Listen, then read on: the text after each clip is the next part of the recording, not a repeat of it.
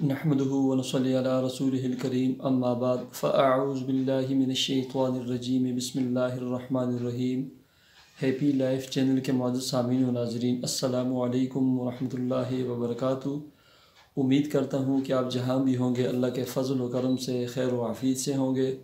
اور دعا گو ہوں کہ اللہ تبارک و تعالی آپ کو صحت و سلامتی کے ساتھ اپنے حفظ و امان میں رکھے۔ اللہ تبارک و تعالی آپ کی تمام پریشانیوں کو، بیماریوں کو اور مشکلات کو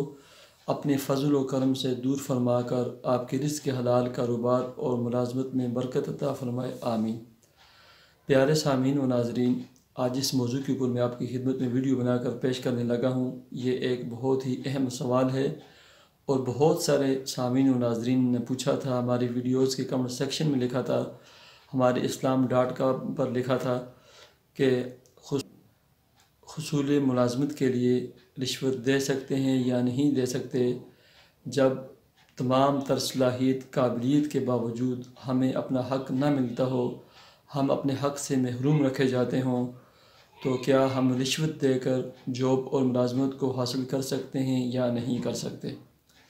تو پیارے سامعین و ناظرین، سب سے پہلی بات یہ ہے کہ رشوت لینا اور رشوت دینا اصلاً قطعی طور پر یہ حرام ہے۔ پیارے آقا صلی اللہ علیہ وسلم نے ارشاد فرمایا، الراشی والمرتشی کلاہما فی النار، رشوت دینے والا اور رشوت لینے والا یہ دونوں جہنمی ہیں، اور جہنم میں داخل ہونے کی وعید۔ یہ اتنی بڑی برائی ہے، اتنا بڑا گناہ ہے، اور ایسا لعنتی کام ہے کہ جس کے کرنے کی وجہ سے پیارے آقا صلی اللہ علیہ وسلم نے جہنم کی وعید سنائی۔ لیکن یہ برائی آج کل کے معاشرے میں عام ہو چکی ہے، اور آج کل اس لعنت کے بغیر انسان کو اپنا حق ملنا بہت ہی دشوار اور مشکل ہو چکا ہے۔ تو لہٰذا مفتیان اعظام نے، علماء کرام نے اس بات کی تصریح کی ہے کہ ایک شخص تمام تر قابلیت صلاحیت کے باوجود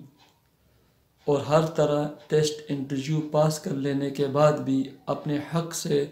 صرف اس وجہ سے محروم رکھا جاتا ہو، وہ رشوت نہیں دیتا، اور رشوت کے بغیر اسے اس کے حق سے محروم کیا جاتا ہو، تو ایسا شخص جو قابلیت اور صلاحیت کے باوجود اپنے حق سے محروم رکھا جاتا ہو، تو وہ اپنے حق کے حصول کے لیے، حصول ملازمت یا جاب یا کوئی بھی حق ہو، اس کے حصول کے لیے رشوت دے سکتا ہے۔